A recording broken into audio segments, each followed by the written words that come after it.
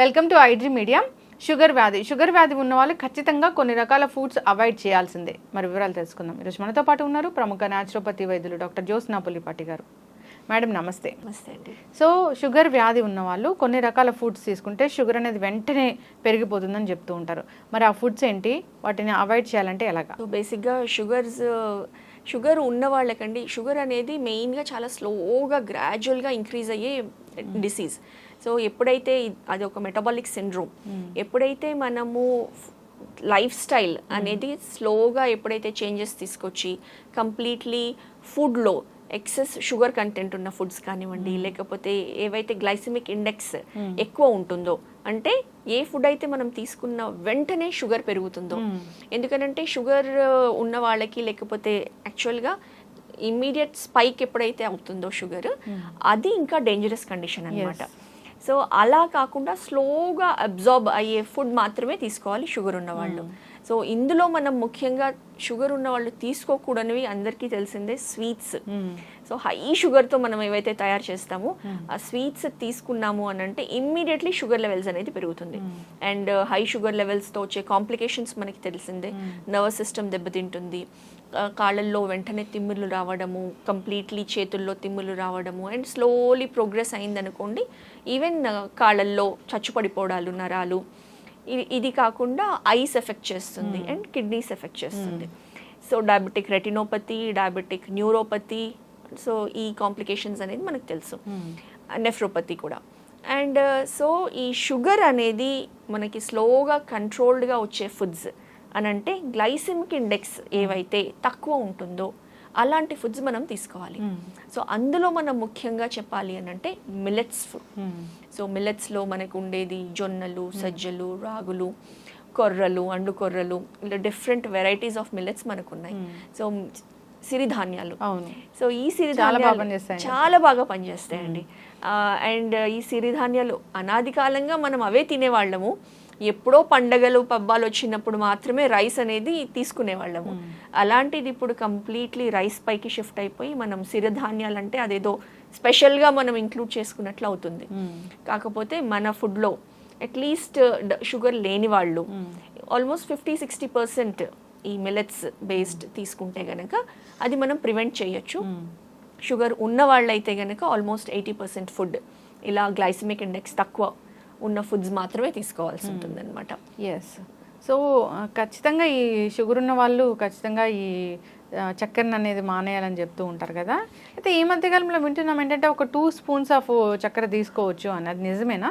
అవునండి. ఒక 2 స్పూన్స్ అంటే ఒక టీ స్పూన్, 5 grams అనుకుందాం అనుకోండి, up to 6 to 8 grams of sugar నార్మల్గా పర్మిటెడ్ అనమాట.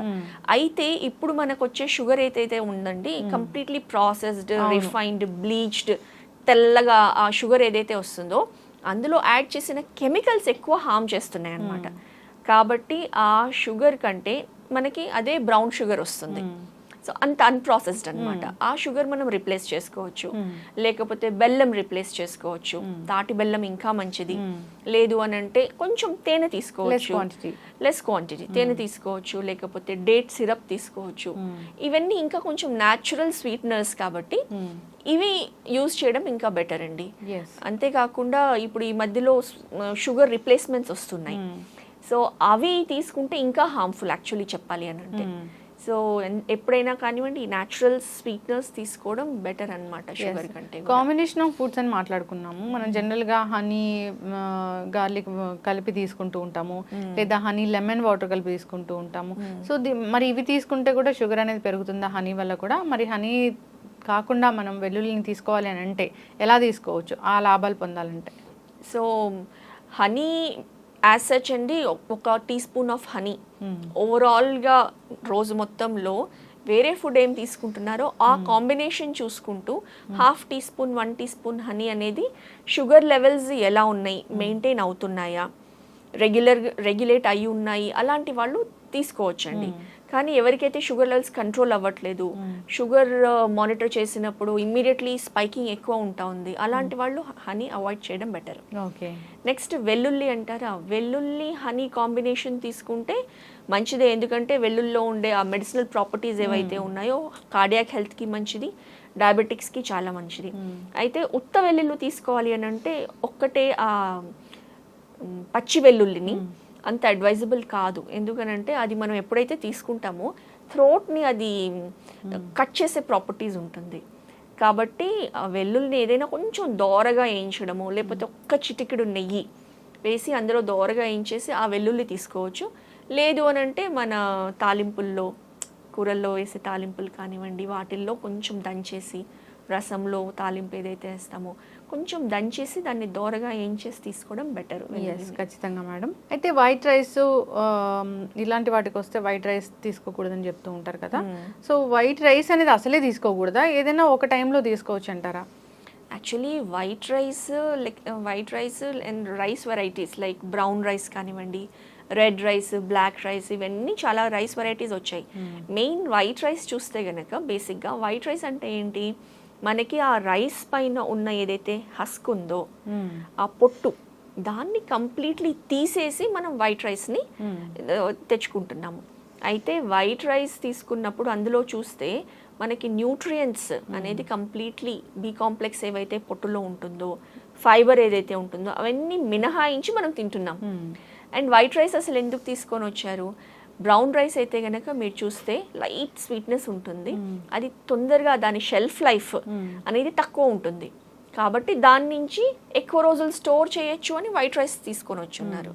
కాకపోతే వైట్ రైస్ అనేది వీలైనంత వరకు మనము ఎప్పుడో అకేషనల్గా తీసుకుంటే మంచిదే, అదర్వైజ్ వీలైనంత వరకు తగ్గించి తీసుకోవడమే డయాబెటిక్స్కి శ్రేష్టం అండి. ఓకే, ఎస్ ఖచ్చితంగా డాక్టర్ గారు. ఇక షుగర్ వ్యాధి వచ్చిందంటే జనరల్గా వాకింగ్ అని చెప్తూ ఉంటారు, వాకింగ్ అనేది ఎంతసేపు చేయాలంటారు? వాకింగ్ ఎవరైనా కానివ్వండి ఏజ్ని బట్టి, తర్వాత వాళ్ళకున్న other associated problems like suppose నీ పెయిన్స్ ఉన్నాయనుకోండి, షుగర్ ఉంది, మోకాళ్ళ నొప్పులు ఉన్నాయి, అలాంటి వాళ్ళని మనం వెళ్ళి బ్రిస్క్ వాక్ చేయండి అంటే ఆల్రెడీ మోకాళ్ళ నొప్పులు ఉన్నాయి, అది అడ్వైజబుల్ కాదు. ఎందుకంటే వాకింగ్ చేసినప్పుడు మోకాళ్ళ నొప్పులు ఇంకా ఎక్కువ అయ్యే ఛాన్స్ ఉంటుంది, రాపిడి ఎక్కువ అవుతుంది కాబట్టి, స్ట్రెయిన్ ఎక్కువ అవుతుంది కాబట్టి. సో వాకింగ్ అనేది ఎవరైనా కానివ్వండి టు స్టార్ట్ విత్ ఈవెన్ 10 నిమిషాలు అయినా స్టార్ట్ చేయాలి. చేసి బాడీ కెపాసిటీని మెల్లగా దాన్ని ఒక 20 minutes, 30 minutes, 40 minutes up to 1 hour prolong duration చేసే కొద్దీ బాడీ కెపాసిటీ పెంచుకుంటూ చేయాలండి. సో ఎంత లేదన్నా ఒక 30 మినిట్స్ చేసినా కానివ్వండి, వారానికి ఒక 5 రోజులు, అది కూడా షుగర్ లెవెల్స్ని కంట్రోల్ చేయడానికి చాలా బాగా హెల్ప్ చేస్తుంది. ఎస్ ఖచ్చితంగా మేడం, షుగర్ అనేది కంట్రోల్లో ఉంచుకోవాలి, లేదంటే రకరకాల కాంప్లికేషన్స్ వస్తూ ఉంటాయి. షుగర్ వ్యాధి ఒకటే కావచ్చు కానీ వచ్చే కాంప్లికేషన్స్ చాలానే ఉంటాయి, అన్ని రకాల ఆర్గాన్స్ మీద అది ఇబ్బంది పెడుతుందని చెప్తూ ఉంటారు, డ్యామేజ్ చేస్తుందని చెప్తూ ఉంటారు. సో జాగ్రత్తలు అయితే తీసుకోవాలి, ఆహార నియమాలు మీరు చెప్పినట్లుగా పాటించాలని కోరుకుందాం. ఇప్పుడు ఏవైతే ఫుడ్స్ అవాయిడ్ చేయాలని చెప్పారో ఖచ్చితంగా అవాయిడ్ చేయాల్సిందే. చక్కటి ఇన్ఫర్మేషన్ అండి, ధన్యవాదాలు. నమస్తే అండి.